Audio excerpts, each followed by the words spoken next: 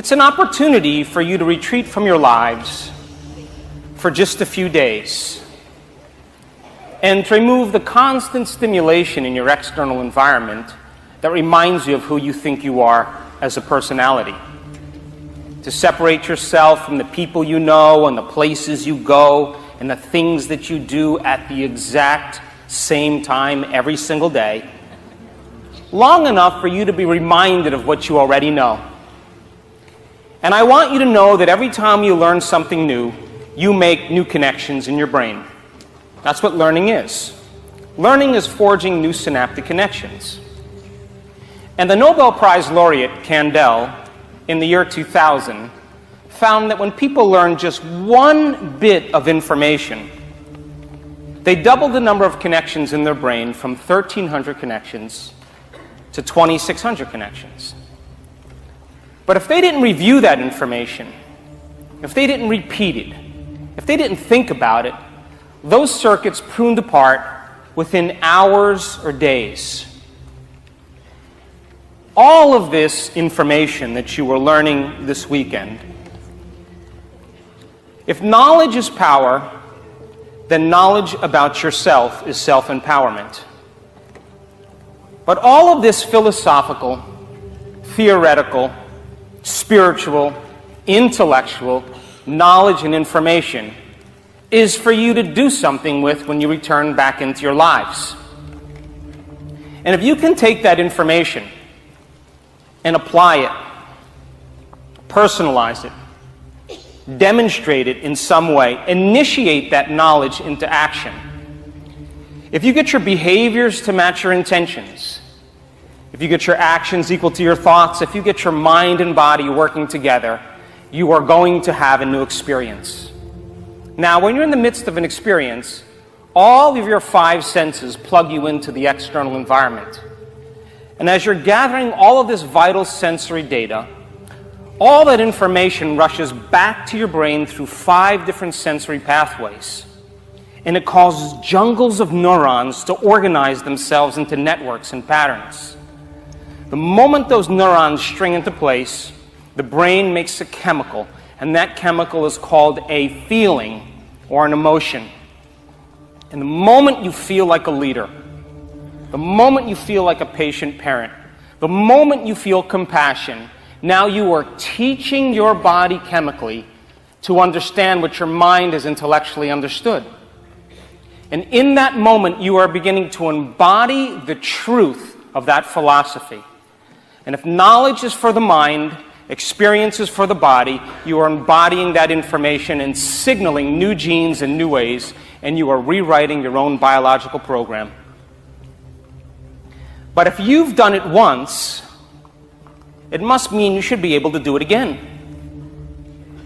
And if you can repeat an experience over and over again, at will, on command, you are going to neurochemically condition your mind and body to work as one.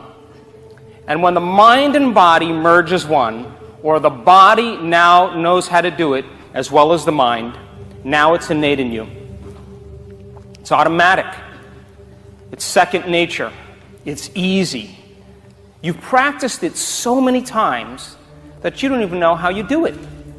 It's an automatic subconscious program. So our job on this journey is to go from philosopher to initiate to master, from knowledge to experience to wisdom, from mind to body to soul, from thinking to doing to being, to learning it in your head, practicing it with your hands, and knowing it by heart. And you and I have all the biological and neurological machinery to do this. And this is a time in history where it's not enough to know. This is a time in history to know how. And science has become the contemporary language of mysticism. In fact, science demystifies the mystical.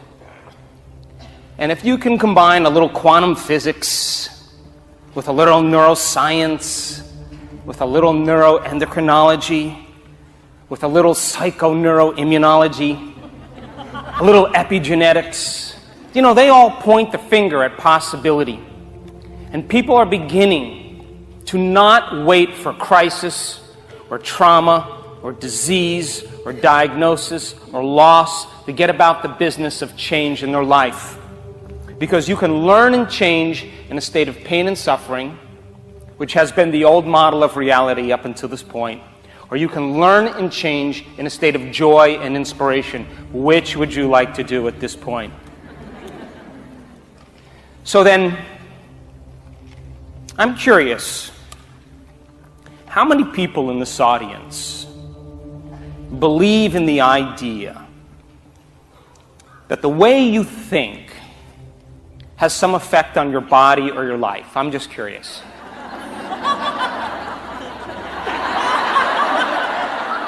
You do, yes? Well, how many people actually woke up this morning and consciously created a future?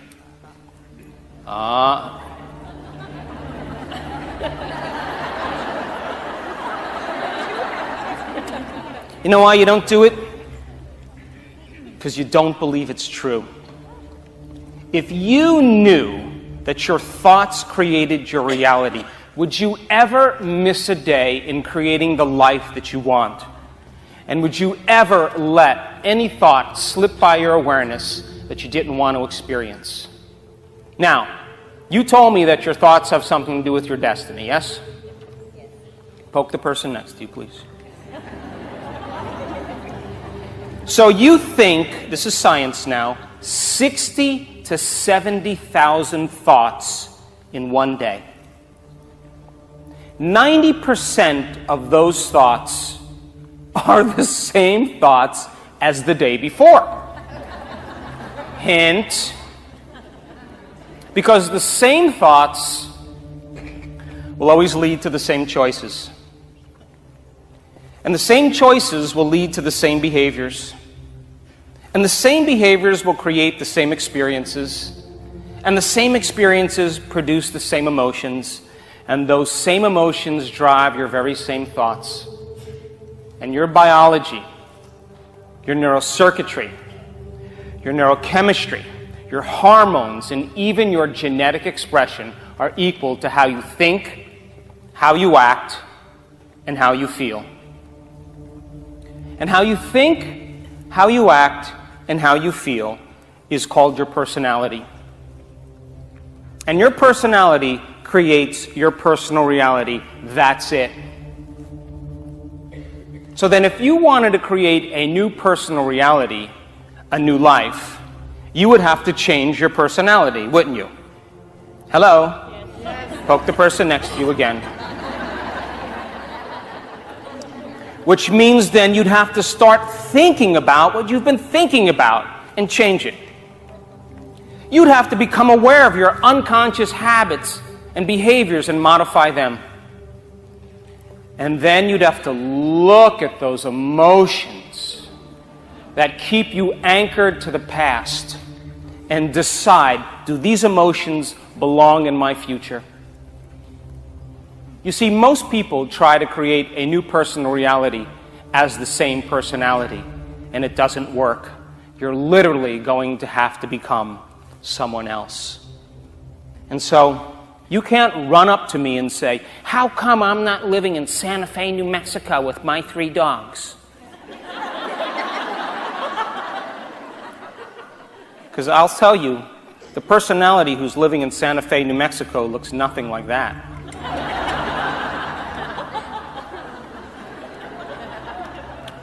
So there's a principle in neuroscience that says that nerve cells that fire together.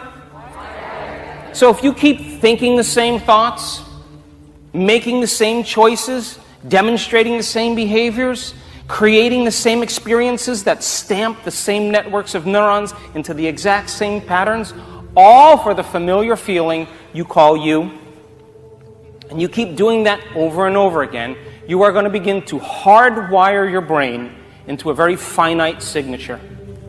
The most commonly fired, neurologically wired set of thoughts, behaviors, and emotions that's acquired through frequent repetition. You've done it so many times that you begin to think within the box of your brain.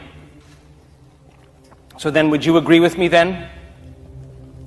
that new thoughts should lead to new choices, and new choices should lead to new behaviors. Come on. And new behaviors should create new experiences. And new experiences create new feelings and new emotions. And those new feelings and new emotions should inspire new thoughts, and that's called evolution. Yes? So then, you told me that you said that your thoughts have something to do with your destiny. So if you wake up in the morning, now reason this with me, feelings and emotions are the end product of past experiences.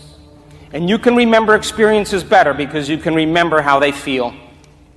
So if you wake up in the morning and then you come back to your senses, and then you glance over at the person laying next to you and you say, "Who is that?" Then you say, wait.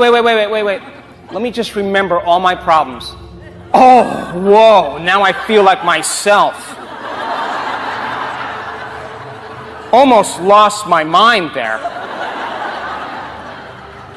Would you agree then? The moment you feel the familiar feeling called you, and those emotions drive your thoughts, you are thinking in the past.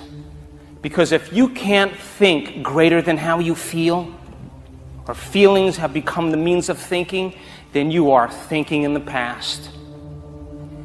And your body, as the unconscious mind, does not know the difference in your life between an actual experience that creates an emotion and an emotion that you create by thought alone. To the body, it's exactly the same.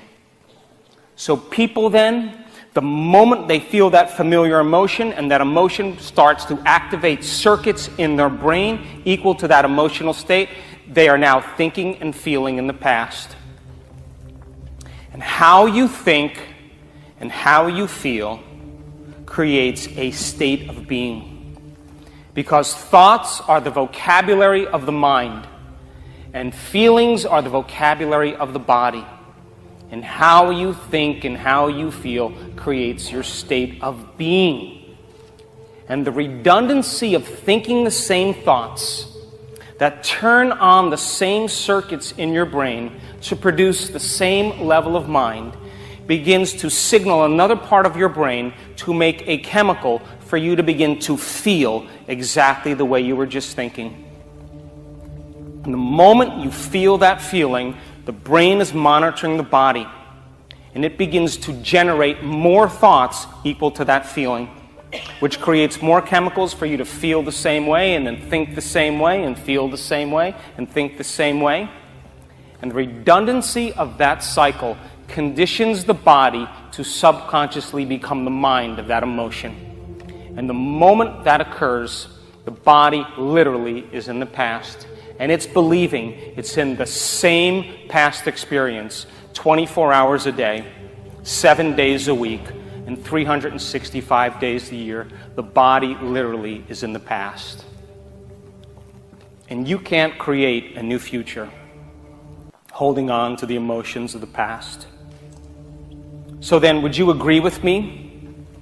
The moment you become conscious of your unconscious thoughts, the moment you become aware of your automatic habits and behaviors, the moment you observe those emotions that bring you to a lower denominator every day in your life, the moment you're becoming conscious of what you've been unconscious to, because 95% of who you are by the time you're 35 years old is a set of memorized behaviors, emotional reactions, beliefs, perceptions, and attitudes that function like a subconscious computer program, that the moment you become conscious of what you've been unconscious to, now you're ready to change? Come on. And if you can observe those states of mind and body, it means you are no longer the program. You are the consciousness observing the program, and you begin to objectify your subjective self, because for the first time you are looking at yourself through the eyes of someone else. And because of the size of the frontal lobe, 40% of your entire brain, the crowning achievement of the human being, the latest piece of neurological machinery, the fact that you can pay attention to those states of mind and body means you could modify who you are to do a better job in life, and that's called neuroplasticity. And so then, here's the old self, and here's the new self, and you got to cross a river. And the hardest part about change is not making the same choice as you did the day before. And if a habit is a redundant set of automatic, unconscious thoughts, behaviors, and emotions that's acquired through frequent repetition, a habit is when you've done something so many times that your body now knows how to do it better than your brain. Would you agree then that the moment you decide to no longer complain, make excuses, feel sorry for yourself, talk about your best friend, judge your coworker, the moment you decide to do something differently and make a different choice, you just stepped into that river. And it's going to feel uncomfortable. Get ready is going to feel unfamiliar. There is going to be some uncertainty, and there is going to be some unpredictability. And some people would rather hold on to their guilt than step into the unknown. Some people would rather be unworthy and suffering than take a chance in possibility.